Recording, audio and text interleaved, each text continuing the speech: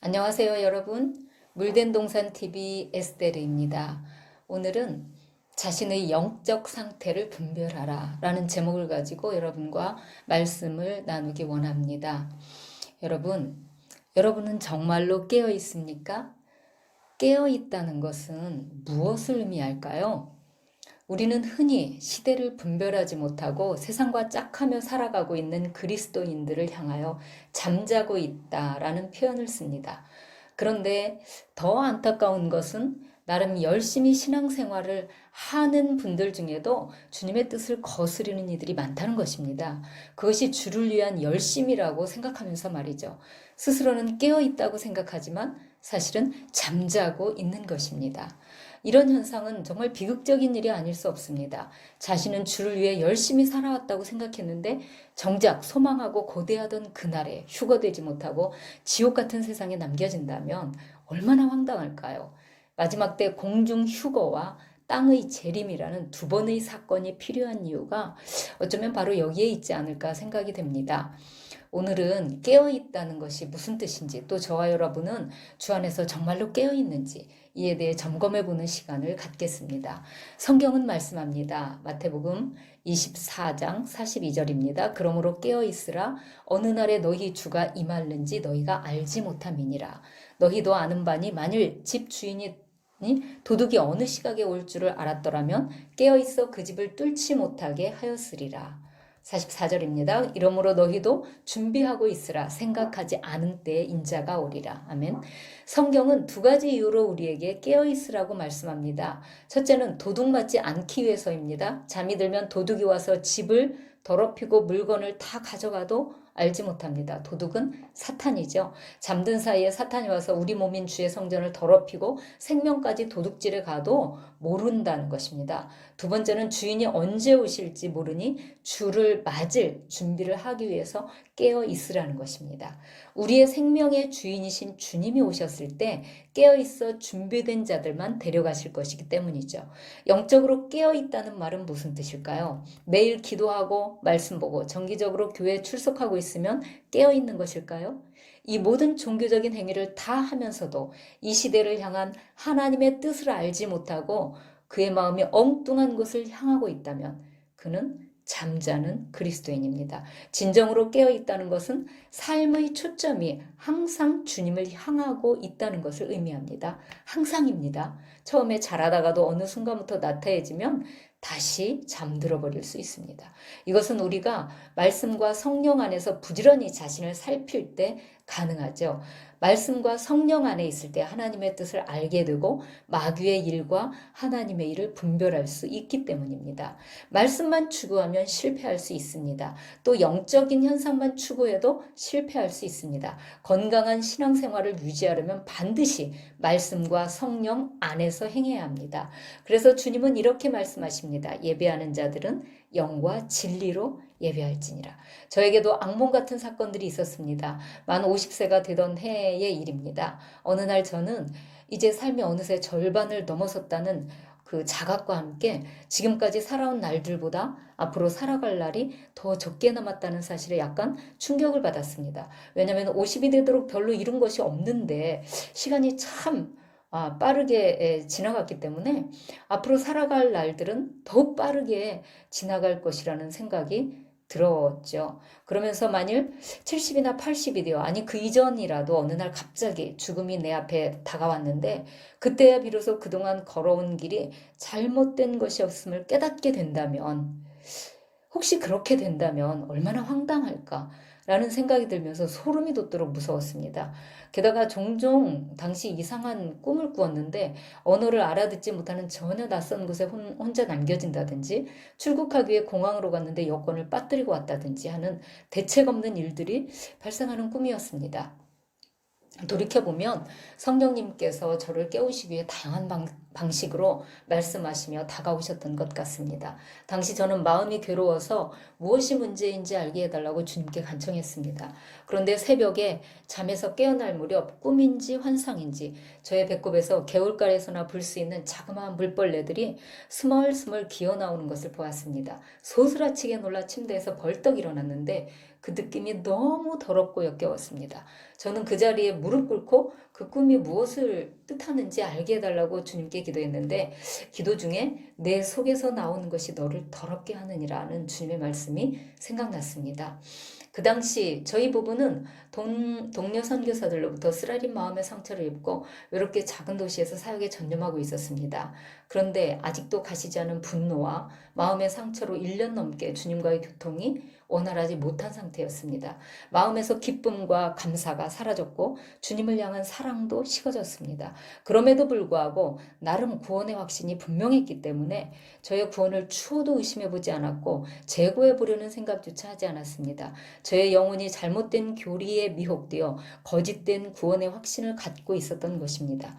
당시 말씀은 많이 읽고 연구했지만 기도는 식어졌고 주님의 음성도 한동안 듣지 못했습니다. 마음에는 기쁨과 평안 대신 불만과 판단이 무성했습니다.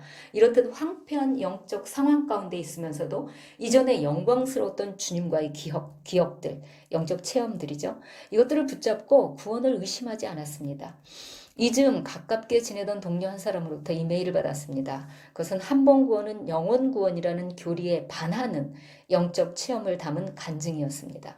저에게는 그 간증이 성령의 음성처럼 들렸습니다. 그리고 그것을 확인하기 위해 말씀을 다시 읽기 시작했습니다. 그야말로 저의 얼굴을 덮고 있었던 수건이 벗겨지는 느낌이었습니다. 다시 눈이 열리고 나니 말씀을 읽을 때마다 회개가 터져 나왔습니다. 그때부터 성경 말씀이 다시금 생명력 있게 다가왔습니다. 오늘날 주의 몸된 교회는 오래전부터 신앙생활에서 오직 말씀을 중시하는 진리파와 체험을 강조하는 성령파 또는 불파로 나뉘어져 왔습니다. 진리파에 속한 교회들은 예언이나 방언 등 성령의 은사들은 물론 환상, 꿈, 그리고 음성을 통한 계시는 초대교회 이후로 끝났다고 말하며 신구약에 기록된 말씀만을 유일한 하나님의 계시로 인정합니다. 물론 개 교회마다 다릅니다만 제가 속한 교회들은 대부분 그런 편이었습니다. 그래서 저도 자연스럽게 점점 그 영향을 받았던 것 같습니다.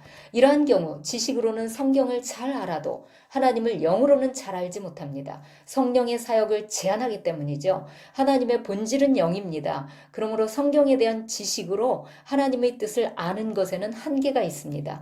성령의 비추심이 없이는 성경을 통하여 오늘 우리에게 말씀하시는 살아계신 하나님의 음성을 들을 수가 없기 때문이죠. 그러므로 사도 바울은 이렇게 말합니다. 고린도후서 13장 5절입니다. 너희는 믿음 안에 있는가? 너희 자신을 시험하고 너희 자신을 확증하라. 예수 그리스도께서 너희 안에 계신 줄을 너희가 스스로 알지 못하느냐? 그렇지 않으면 너희는 버림받은 자니라. 예수님이 어떻게 우리 안에 계실 수 있습니까? 영으로죠. 성령님은 그리스도의 영입니다. 게다가 진리파는 자신의 높은 지식으로 인해 교만하여 다른 이들의 영적 체험을 천박한 것으로 여기고 무시하거나 영적인 자들을 시기하고 미워합니다. 이들이 바로 영적으로는 바리새인이며 서기관들입니다. 이들은 성경을 잘 가르치며 모범적인 신앙생활을 합니다. 성령을 부정하지는 않지만 성령의 은사나 역할을 매우 제한적으로 인정합니다. 그러니 현실적인 문제들 속에서 하나님의 뜻을 알 수가 없고 자기 지식으로 주의 일을 판단하며 심지어 대적하는 것입니다. 경건의 모양은 있으나 경건의 능력은 없죠. 종교적인 그리스도인입니다. 성령 받기 전의 베드로나 제자들의 모습과 비슷합니다. 거기서 더 이상 성장하지 못합니다. 베드로의 모습을 한번 살펴보겠습니다. 마태복음 16장 15절입니다. 이르시되 너희는 나를 누구라 하느냐? 시몬 베드로가 대답하여 이르되 주는 그리스도시요 살아계신 하나님의 아들이시니이다. 예수께서 대답하여 이르시되 바요나 시몬아 내가 복이 있도다. 이를 내게 알게 하니는 혈육이 아니요 하늘에 계신 내 아버지시니라.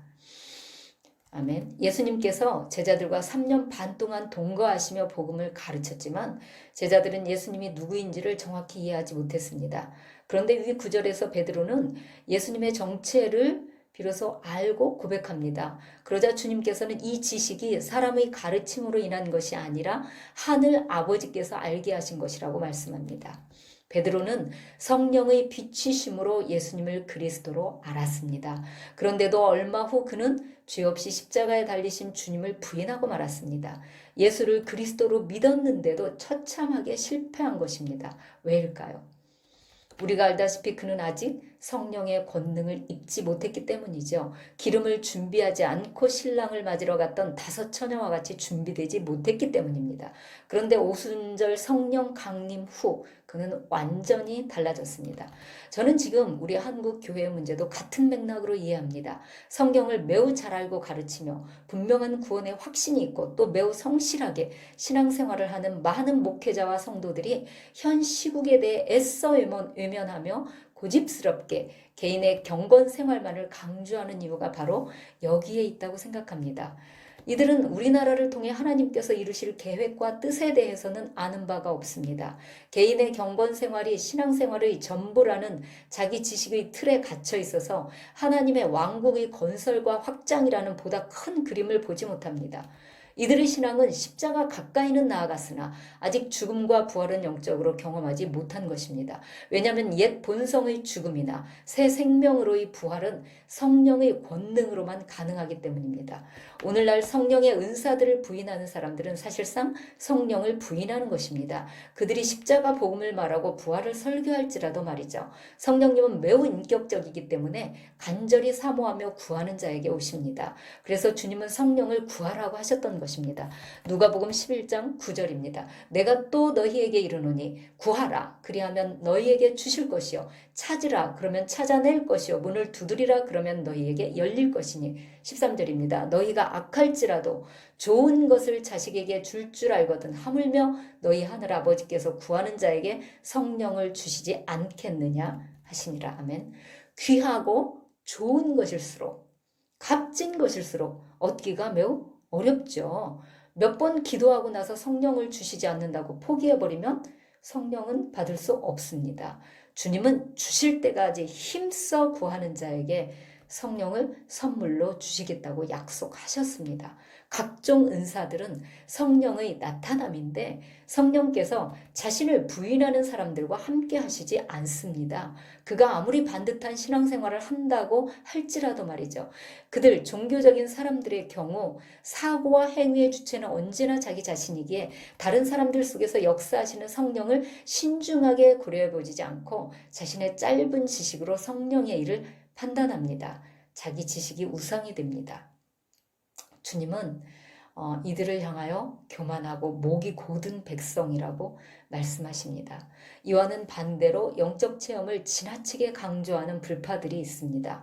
이들의 약점은 잠잠히 하나님의 말씀 앞에 앉아있지 못하고 계속 새로운 체험이나 이적을 찾아다니며 눈에 보이는 현상을 추구한다는 것입니다.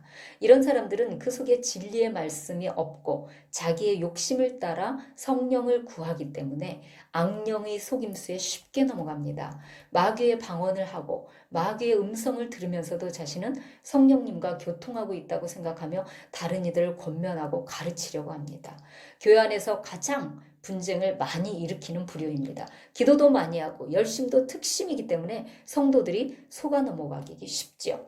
그러나 건강하고 온전한 그리스도인은 위의 양극단 중 어느 한쪽으로도 치우치지 않습니다. 이런 그리스도인들은 영과 진리로 예배하는 자들입니다. 진리와 영적 체험, 그 2가지 모두를 매우 소중하게 여깁니다. 그래서 진리에서 벗어난 것들은 진리에 대해 갖고 있는 올바른 지식으로 분별하고 거짓 영에 속한 것들은 영으로 분별합니다. 건강하고 온전한 신앙생활에서 성령과 진리의 말씀은 뗄래야 뗄 수 없는 관계입니다. 우리가 온전함을 추구할 때 성령께서도 우리의 약한 부분들을 책임지시고 지켜주십니다. 실례로 저의 간증을 들려드리겠습니다. 신학교 1학년 때의 일입니다. 입학 후 저는 신학교 근처로 거처로 옮기면서 섬기던 교회를 떠나게 되었습니다. 그런데 첫 여름방학 때 떠나온 교회의 사모님으로부터 전화를 받았는데 1박 2일 전교인 수련회를 가려 하니 교회를 좀 지켜달라는 것이었습니다. 저는 흔쾌히 승낙하고 교회 안에 있는 사택으로 갔습니다. 문을 열고 들어섰는데 거실 한가운데에 다가올 미래를 대비하라 라는 당시 이장림 목사의 책이 한 권 놓여 있었습니다. 영적인 것에 호기심이 많았던 저는 그날 밤 그 책을 단숨에 다 읽었습니다. 그리고 고민에 빠졌습니다. 그 교회가 그 교회는 성도가 약 50여 명 되는 작은 교회였는데 제가 떠난 후 얼마 지나지 않아 목회자로 말미암아 전 교인이 담이 선교에 빠져버렸습니다. 당시 저는 기도 중에 성령의 음성을 자주 들었고 또 그 음성에 순종하여 신학교에 들어간 상황이었기 때문에 다른 이들이 들었다는 성령의 음성을 또한 존중했습니다. 그러나 주님이 오시는 그때와 신은 아무도 알 수 없다는 그 하나님의 말씀과 대치되는 부분에서 이 이장님파가 걸리기는 했지만 그래도 그것이 성령님의 음성이라면 나는 지금 신학 공부를 하고 있을 때가 아니라 어서 빨리 나가서 복음을 전해야 하는데 하는 또 생각이 들기도 했습니다. 이러한 갈등 속에서 저는 주님께 나아가 무엇이 진실인지 알게 해달라고 기도하기 시작했습니다. 그때 주님은 이렇게 말씀하셨습니다. 너는 다만 현재 내게 주어진 임무에 충실하라. 그러면 내가 언제 갈지라도 그것이 너에게 무슨 문제가 되겠느냐. 이 음성을 듣고 저는 곧 자유함을 얻었습니다. 당시 제가 아직 영적으로 어렸기 때문에 주님께서 그렇게 자세히 가르쳐 주신 것 같습니다. 거의 비슷한 시기에 또 다른 사건이 있었습니다. 첫 중간고사를 마친 어느 토요일 오후 말씀으로 허전한 마음을 채우고 싶어서 평소 지나던 길에 눈여겨두었던 계시록 강해라는 광고가 붙어있는 교회를 찾아갔습니다. 시간에 맞춰 도착했는데 예배실은 이미 수많은 사람들로 북적대고 있었습니다. 저는 굉장한 말씀 사경회가 열렸나 보다 생각하고 그 많은 인파를 뚫고 맨 앞자리로 가서 앉았습니다. 강의가 시작되고 5분도 채 지나지 않았는데 갑자기 현기증이 나고 토할 것만 같았습니다. 그런데 다시 인파를 뚫고 나와 바깥 공기를 마시자 곧 괜찮아졌습니다.